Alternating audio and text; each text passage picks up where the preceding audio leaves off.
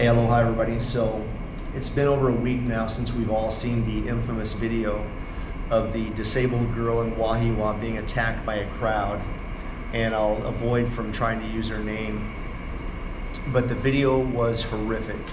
We were all disgusted, we were all appalled, we couldn't believe what we were watching, and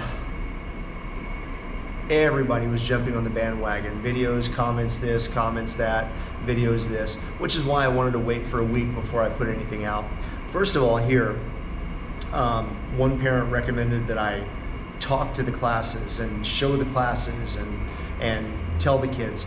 Parent doesn't realize I go through a series of questions in every class, so the kids do know how to respond to a bully, and they have a few different ways to do that, to go about that. Notifying the crowd around them, notifying adults, and ultimately fighting back if they have to.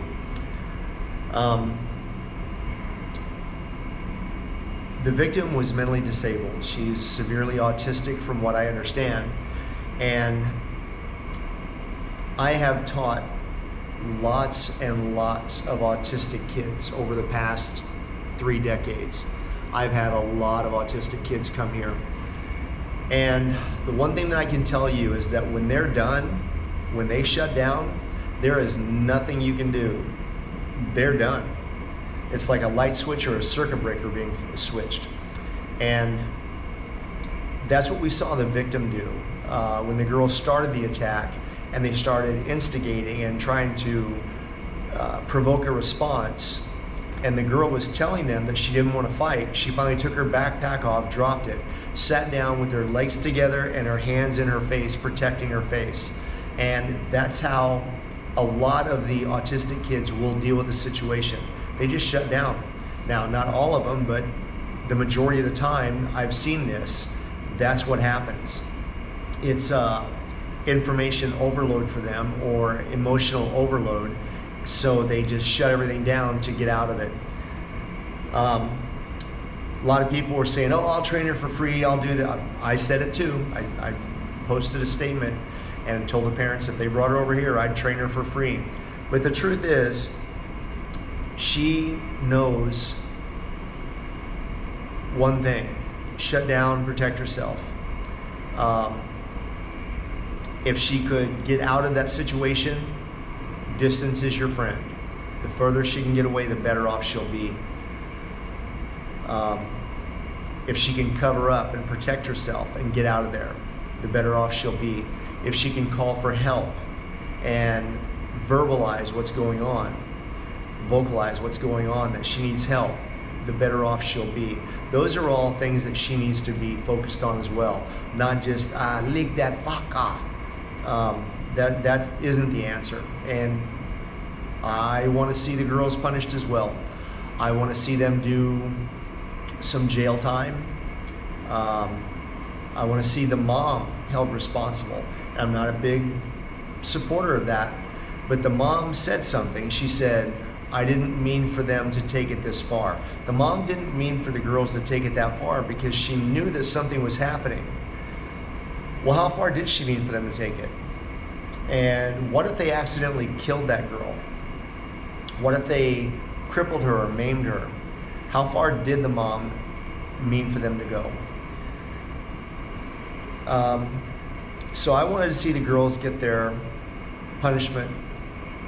I think that all of them, even the 14-year-old, should face adult punishments and lesson learned. Because this video went viral around the world, we know for a fact that those kids, that's the most powerful learning lesson they're going to get, more so than jail or anything else. But as soon as this happened, there were mobs showing up. And I hope that the victim's parents showed her the 11,000 people that were reaching out and were following that video and wanted to see justice for her and wanted to see her being protected and let her know that she was loved. That's so important. More important than the beating that everybody wanted to see those girls get. And it's a really sad that so many people, mobs, were showing up in a vigilante style justice. And the reason is because there's a reason why vigilantism is illegal. And I know that HPD has seen it. I know that Hawaii news media sources have seen it. What I want to know is, why haven't there been more arrests made? Because there have been several people who have said, I'm going to go to this girl's house, I'm going to make her fight my kids, I'm going to make her fight. You're going to make them fight? So when the victim sat down and put her head in her hands and submitted, that was her saying, I'm not going to fight. These girls now, they're going to do the same thing.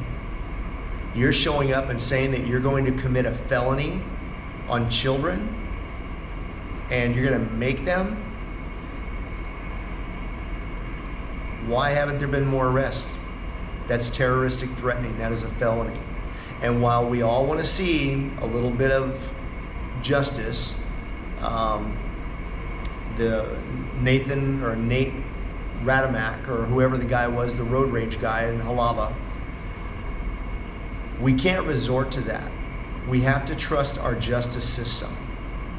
Now, if you have to fight and protect yourself, you need to be as aggressive as you can possibly be. Because kids today are being taught in society that it's a rite of passage to be as violent and be as vile and as insensitive as possible. So when you're training in a controlled environment and you're learning to use a level of controlled violence through martial arts, you have to have the wherewithal to know when to stop and not just be like them. And I'm going to beat them down. I'm going to beat them down. I'm going to, bust their head open on the curb. I'm going to put their mouth on the curb and stomp on them or whatever. So as much as we don't like it, we have to trust the justice system. We have to trust the Honolulu Police Department. We have to trust the prosecutor. And if you don't like what the prosecutor is doing, which nobody does, why is he in office here in liberal Democrat Hawaii? We know why. Because the people who put him in power want to pretend that this kind of violence doesn't take place every day. And it does. In fact, it's taking place in younger and younger demographics. So when you're taught from the time you're 3 years old, 4 years old, lick that fucker, lick 'em, lick 'em, lick 'em, scrap. What do you think the kids are going to learn? Now, if those kids approach any of my kids, I want my kids to drop them like a bad habit. I want them to have the skills to be able to physically, as well as intellectually, be able to drop them as quickly as possible with as little effort as possible. But at the same time, I don't want my kids going out there throwing gasoline on the fires and trying to be the ones to start those fights. We have to be an example whether we like it or not. And I would ask that everybody who watches this video, you contact the prosecutor's office and demand more arrests and ask them why the people committing terroristic threatening felonies have not been arrested. Let people like the victim know she is supported, she is loved in the community. Because the 4 perpetrators of the crime, they have learned such a lesson. Maybe not the 18-year-old, but I think she has too. She's just not intelligent enough to express it. Her main concern was she didn't get a WA graduation. That's it? Well, you should have thought about the consequences of your actions. But then again, here in Hawaii, we see this every day. Guys, boys, teenagers, girls who don't think about the consequences of their actions. They're doing it because they've been taught generationally, this is how I gain respect. And it's not. I'm surprised that more people haven't been more seriously injured in this state. Out.